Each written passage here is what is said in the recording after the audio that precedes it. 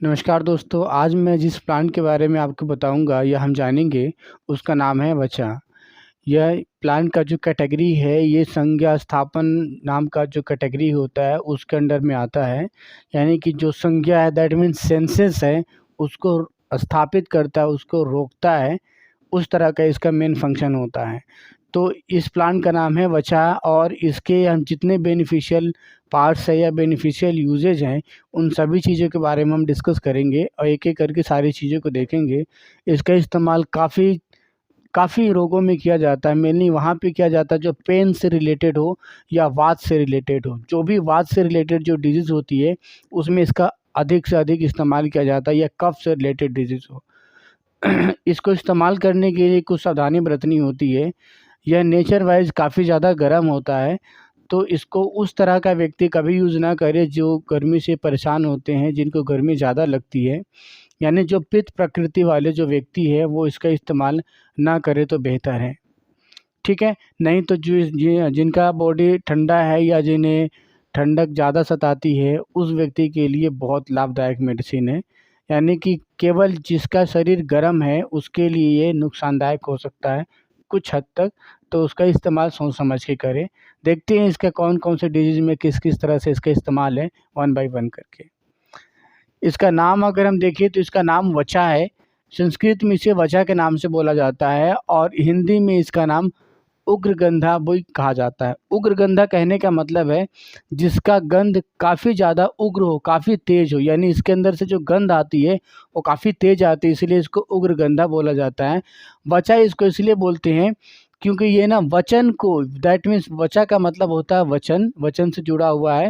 यानी जो हमारी भाषा को, जो हमारी आवाज़ को, वॉइस को क्लियर कर दे उसको हम वचा बोलते हैं। यानी कि जिससे कि हमारा जो आवाज़ होती है वो इम्प्रूव हो जाती है, आवाज़ की क्वालिटी इम्प्रूव हो जाती है, साफ़ सुथरी हो जाती है, उसको हम वचा बोलते हैं। इंग्लिश में इसे हम एकोरस कैलिमस के नाम से जानते हैं। अगर आप इसको गूगल करेंगे तो आपको इसके बारे में सारी इन्फॉर्मेशन मिल जाएगा। इसके बेसिक प्रॉपर्टी समझते हैं। इसका जो रस होता है यानी किस तरह का इसका स्वाद आएगा, ये कटु और तिक्त ये दोनों होते हैं, यानी कड़वा भी होता है और तीखा भी होता है, ये दोनों स्वाद वाला होता है। इसका जो गुण होता है ये लघु और तीक्ष्ण यानी कि हल्का होता है और तीक्ष्ण काफ़ी तेज होता है। ये तीक्ष्णता गुण के कारण ये काफ़ी ज़्यादा ये गर्म होता है। अगर आप इसका सेवन करते कोई गर्म वाला व्यक्ति है जिसको गर्मी ज़्यादा सताती है तो उसको परेशान कर सकता है गर्मी से, यानी बहुत गर्मी लगेगा। इसका अगर ठंडा गर्म में देखें तो जैसे कि मेंशन है ये काफ़ी उष्ण होता है, उष्ण मीन्स गर्म होता है। विपाक देखें यानी कि पेट में टूटने के बाद, पचने के बाद किस तरह का नेचर शो करता है, तो ये कटु का प्रभाव शो करता है। और अगर ये प्रभाव देखें कि किस तरह का काम करता है तो ये मेद्य है। मेद्य क्यों है? क्योंकि ये वात से जुड़ा हुआ है, ये ब्रेन से जुड़ा हुआ है, ये तो जितने भी हमारे नर्वस सिस्टम है उससे जुड़ा हुआ चीज़ें है ये, इसलिए मेद्य है ये। अब हम इसके यूज़ को देखते हैं। इसका प्रयोग कफ वातिक विकारों में किया जाता है। कफ वातिक विकार का मतलब है एक ऐसा डिजीज जो कफ और वात के कारण होता हो, उस विकार में, उस डिजीज में इसका इस्तेमाल किया जाता है। संधिवात, आमवात, पक्षाघात में इसका लेप लगाते हैं। संधिवात का मतलब होता है जॉइंट पेन, यानी बॉडी में जितने भी जॉइंट्स है, चाहे वो एंकल जॉइंट हो, चाहे वो नी जॉइंट हो, चाहे कोई और जॉइंट हो, जितने भी जॉइंट्स पेन होते हैं, दैट मीन्स गठिया के जो रोग हुई होते हैं उसमें इसका काफ़ी ज़्यादा फ़ायदा होता है, यानी उसमें काफ़ी ज़्यादा इसका प्रयोग किया जाता है ये। तो संधिवात यानी जॉइंट पेन में। आमवात, आमवात एक तरीके के अर्थराइटिस है। आमवात अर्थराइटिस यानी गठिया के जैसा है, जिसके अंदर पेन बराबर बना रहता है, वो जाता नहीं है, उस आमवात में इस्तेमाल किया जाता है। पक्षाघात यानी कि पैरालिसिस, इन सभी केसेस में चाहे कि जॉइंट पेन हो, किसी भी तरीके का पेन हो, चाहे वो संधिवात वाला हो या आमवात वाला हो, कई दफ़ा जो जॉइंट्स के बीच में जो पेन होता है वो समझ में नहीं आता कि वो आमवात है या संधिवात है, क्योंकि उस पेन के कैरेक्टर के बेसिस पे ही उसको डिफाइन किया जाता है या डिसाइड किया जाता है कि उसमें है क्या, संधिवात है या आमवात है। आमवात कहने का मतलब है कि जॉइंट के बीच में आके कुछ डिपॉजिट हो जाना, उसको आम बोलते हैं। और संधिवात कहने का मतलब है कि जो जॉइंट्स के बीच में जो बोन है उसमें इन्फ्लामेशन है, उनके टेंडन में इन्फ्लामेशन है, या फिर उसके कैरेक्टरिस्टिक्स है, जैसे कि ये एक बोन है, दूसरी एक बोन है और ये जॉइंट का फॉर्मेशन हो रहा है, तो इसके बीच में जो टेंडन लिगामेंट्स है इसमें कोई इन्फेक्शन या इन्फ्लामेशन हो, या फिर इसके जो बोन का जो ये वाला पार्ट है, ये वाला एंड है, इस बोन का ये वाला एंड है इसमें कोई इन्फ्लामेशन हो रखा हो, तो उससे भी पेन होते हैं जॉइंट्स में। तो ये वाला जो पेन होगा ये सब संधिवात में कहलाता है, जिसको हम आर्थराइटिस बोलते हैं। लेकिन अगर इसके अंदर का अगर कोई होता है, दैट मीन्स इसके अंदर का जो स्पेस है इसके अंदर कुछ आगे डिपॉजिट हो गया है, तब हम उसको आम वात बोलते हैं। तो किसी भी कारण से पेन हो आपको, चाहे संधिवात के कारण हो चाहे आम वात के कारण हो, वो हर तरह के पेन को ये मेडिसिन रिलीज करता है। इसीलिए जॉइंट्स पेन का ना एक वरदान वाला ये मेडिसिन है ये, यानी जॉइंट्स पेन में काफ़ी इसका यूज है। अगर आपने इसका ओरिजिनल पार्ट इस्तेमाल किया है तो डुप्लीकेट वाला मार्केट में बहुत सारे अवेलेबल होते हैं, अगर ओरिजिनल आपने प्रोडक्ट लिया है तो। पक्षाघात यानी पैरालिसिस में ये मेडिसिन काफ़ी काम करता है, क्यों? क्योंकि नर्वस सिस्टम से जुड़ा हुआ है मेडिसिन ये। इन सभी केसेस में इसका लेप लगाते हैं, ठीक है। कर्णनाद, कर्णशूल में स्वरस डालते हैं। कर्णनाद कहने का मतलब है कि जैसे कि कुछ लोगों के कानों में ऐसा लगता है जैसे कि भंवरे गुनगुना रहे हो, जन इस तरह की आवाज़ें आ रही हो। तो जब कान में इस तरह से एक नाद आए, नाद का मतलब एक स्वर की उत्पत्ति हो रही हो, आवाज़ आता हो, एक तरीके की आवाज़ जैसे कान झनझनाने की, ऐसा लगे कि भंवरा झनझना रहा हो, इस तरह से ऐसा कुछ आवाज़ आता है तो उसको हम कर्णनाद बोलते हैं। कर्णशूल कहने का मतलब है कान के अंदर दर्द। कान के अंदर दर्द हो, चाहे कान में झनझनाने की आवाज़ आए, तो उसमें इसका स्वरस डालते हैं, यानी इसके रस को निचोड़ के उस कान में डालते हैं, तो ये दोनों तरह की बीमारी कान की ठीक हो जाती है। अगर शूल युक्त अर्श है, अर्श यानी कि पाइल्स यानी बवासीर, उसके अंदर दर्द होता है, या दर्द दर्द वाला अगर दर्दनाक है वो अर्श वो पाइल्स, तो इसको धुनी देते हैं, मतलब इसका धुआं करके वहाँ पे सिकाई करते हैं या दिखाते हैं, उससे दर्द ठीक हो जाता है। उन्माद हो, अपस्मार हो, चाहे भूर, इन दोनों केसेस में इसका भूरिस प्रयोग किया जाता है, यानी कि ज़मीन से उखाड़ के पूरी तरीके से इसका हर एक पार्ट का इस्तेमाल किया जाता है। उन्माद यानी पागलपन, अपस्मार यानी कि मिर्गी में। चिंता शोक, चिंता शोक हमारे दोनों चीज़ें न्यूरल सिस्टम से जुड़ा हुआ है, ब्रेन से जुड़ा हुआ है। तो अगर किसी को ज़्यादा चिंता रहता हो किसी बात से, या ज़्यादा शोकग्रस्त हो रखा हो, कोई मेजर एक्सीडेंट हो गया हो, कोई लॉस हो गया हो, उस कारण से लोग शोक में चले जाते हैं। तो चिंता हो, शोक हो, दैट मीन्स डिप्रेशन में अगर कोई व्यक्ति है तो उसको डिप्रेशन से ये बाहर कर देता है ये, उसमें भी इसका काफ़ी इस्तेमाल होता है। अग्निमांद यानी कि वही जठराग्नि अगर कमज़ोर हो जाए, अरुचि यानी खाने का मन न करे, विबंध यानी कि कब्ज बने, आद्यमान पेट फूला फूला रहे, या पेट के अंदर दर्द हो, या पाइल्स हो, इन सभी में इसका इस्तेमाल किया जाता है। यानी पेट के मैक्सिमम रोगों में इसका इस्तेमाल होता है। पेट में गैस बनता हो, पेट में दर्द रहता हो, पेट में आपको किसी और तरीके का भूला भूला सा लगता है, पेट साफ ना होता हो, जीभ मिचलाता हो, रुचि जैसा लगता हो, खाना खाने के बाद पचता नहीं, उन सभी चीज़ में इसका इस्तेमाल होता है।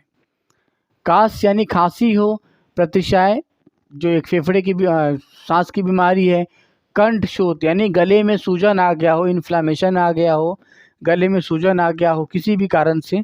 स्वर भेद, आवाज़ टूट गई हो, आवाज़ फट फट से क्या आ रहे हो, गला फंसा हो, गला बैठा हो, इन सब में वज्र का टुकड़ा मुंह में लेके और उसको चूसते हैं, इससे ये गला पूरी तरीके से साफ़ हो जाता है। या अगर जो लोग सिंगर होते हैं वो इसका इस्तेमाल बड़ी बखूबी से करते हैं, यानी कि कोई गाना गाने से पहले इसके टुकड़े को मुंह में रखते हैं, तो इससे उनका गला काफ़ी साफ़ हो जाता है और अच्छी आवाज़ निकलती है। श्वास रोग, श्वास रोग कहने का मतलब है दमा की बीमारी, यानी कि जिसमें सांस की गति काफ़ी ज़्यादा तीव्र हो जाती है, बढ़ जाती है, आदमी बार बार और ज़ोर ज़ोर से सांस लेता है। इसमें क्या करते हैं, 1 से 2 ग्राम इसका चूर्ण ले ले, या फिर और इसमें फिर ऐड करना है 5 से 10 ग्राम सेंधा नमक लेना है, और 400 मिलीलीटर वाटर के, यानी कि 1 से 2 ग्राम इसका चूर्ण बना के लेना है, 5 से 10 ग्राम उसमें नमक डालनी है ग्राम में, और 400 मिलीलीटर वाटर यानी पानी में इसको मिला के और इसका सेवन करना है। इससे उल्टी करनी है, ठीक है। तो इससे जो श्वास का जो रोग होता है, यानी कि जिसकी दम फूल रही हो, दमफुलिया की बीमारी जिसको बोला जाता है, वो तुरंत शांत हो जाता है, यानी कि तुरंत रिलीज होता है, इससे ये तुरंत ठीक हो जाता है। अश्मरी यानी कि किडनी में, गाय ब्लैडर में कहीं पर भी किडनी की पथरी होती हो या फिर पेशाब करने में दर्द होता हो, जलन होता हो, उसमें ये काफ़ी लाभदायक होता है। पेशाब को क्लियर करता है, पथरी को तोड़ता है। कष्ट प्रसव में, यानी कि जिस प्रसव यानी जिस डिलीवरी में दर्द ज़्यादा होता हो, यानी कि कॉम्प्लिकेटेड डिलीवरी जिसमें जल्दी इजीली डिलीवरी नहीं हो पाता हो, समय लगता हो, उसमें केसर और पीपली मूल इन दोनों को मिला के दिया जाता है, तो उससे आराम मिलता है। त्वचा रोग जैसे कि जिसमें ल्यूपस टाइप का बनने लग जाए, यानी कि फफोड़े बनने लग जाए, रेशेज आने लग जाए, उन सभी में इसका इस्तेमाल किया जाता है। ये त्वचा रोगों में मेदो रोग, यानी जिनका शरीर काफ़ी मोटा हो गया हो या मोटे हैं और वो पतला होना चाहते हैं, तो इसका नेचर लघु होने के कारण और ये तीक्ष्ण होने के कारण शरीर को ये पतला करता है। यानी कि अगर कोई हेल्दी व्यक्ति लेता है तो उससे उसका शरीर पतला होगा, मोटा व्यक्ति लेता है तो नॉर्मल हो जाएगा, ठीक है, और कोई पतला लेता है तो और पतला हो जाएगा। तो इसलिए पतला व्यक्ति ना ले तो बेहतर है। और ये कोई मोटा व्यक्ति जिसके शरीर में काफ़ी ज़्यादा फैट बढ़ा हो, तो उस फैट को कम करने के लिए भी इसका इस्तेमाल किया जाता है। इसका एक जगह पे बहुत ज़्यादा इस्तेमाल होता है और वो है बोलने की बीमारी, यानी किसी की आवाज़ चली गई हो, आवाज़ फट-फट के आता हो, या जो बच्चा छोटा है और वो छोटे में कुछ बच्चे ऐसे होते हैं जो काफ़ी समय के बाद बोलते हैं। कुछ ऐसे होते हैं कि कुछ दिनों के अंदर ही अंदर, कुछ महीनों के अंदर-अंदर कुछ न कुछ बोलना शुरू करते हैं, और कुछ बच्चे बिल्कुल गूंगे टाइप के हो जाते हैं। 2 साल, 3 साल, 4 साल, 5 साल बीत जाता है, तब भी कुछ नहीं बोलते या साफ-साफ नहीं बोलते, या फिर बोलते हैं तो हकलाते हैं। बीच-बीच में वो कुछ और बोल नहीं पाते हैं, कुछ और बोल रहे हैं, बोलना चाह रहे हैं, लेकिन कुछ और चीज़ बोला जाता है। इन सभी केसेस में अगर बोलने में हकलाना हो या फिर देर से बोलना आता हो या साफ नहीं आवाज़ निकलती हो, इसमें इसका इस्तेमाल किया जाता है। या जिस बच्चे को जब बचपन में उसका दाँत निकलता है, तो काफ़ी ज़्यादा उसे परेशानी होती है। दाँत निकलने के समय में बुखार चढ़ जाती है, उस समय इसका इस्तेमाल किया जाता है, तो बुखार ये तुरंत ठीक हो जाता है। अब हम इसके अंग का इस्तेमाल कर देखते हैं कि कौन-कौन से इसका पार्ट्स का यूज़ करते हैं। तो इसके मूल, यानी कि इसका जो जड़ है उसका इस्तेमाल किया जाता है, और भौमिक कांड, यानी ये अदरक के जैसा होता है, ये बिल्कुल ये अदरक के जैसे कि नीचे ज़मीन में होता है, उसी तरीके से इसकी तना अदरक का जैसा तना है, उसी तरह से इसका तना भी ज़मीन में ही होता है। तो वो ज़मीन में जो अदरक के जैसा तना दिखेगा, उसका इस्तेमाल करते हैं और इसकी जड़ों का इस्तेमाल किया जाता है, ठीक है। मात्रा अगर के बारे में बात करें तो 125 से लेके 500 मिलीग्राम रखी जाती है। एमजी में ध्यान रखिए, ग्राम में नहीं है ये। 125 एमजी से 500 एमजी में इस्तेमाल किया जाता है। लेकिन अगर उल्टी के पर्पज़ से अगर आप इस्तेमाल कर रहे हैं, जैसे कि श्वास रोग में यानी दमे की बीमारी में है, तो इसमें इसकी जो मात्रा है 1 से 2 ग्राम लेनी होती है, इससे ज़्यादा नहीं।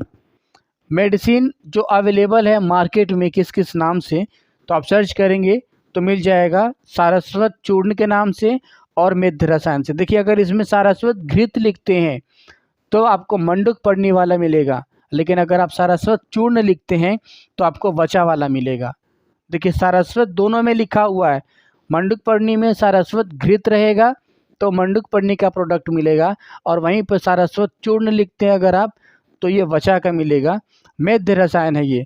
अब देखिए, मेध रसायन के नाम पे बहुत सारे आपको मिलेंगे, लेकिन आपको ध्यान रखना, जैसे ब्रह्म रसायन भी आपको शो करेगा, लेकिन वो नहीं लेना, वो अलग चीज़ है।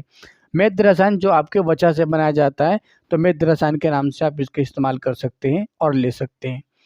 अगले वीडियो में किसी और टॉपिक को लेके आऊँगा और उसके बारे में अच्छे से डिटेल में बात करते हैं। तब तक के लिए शुक्रिया।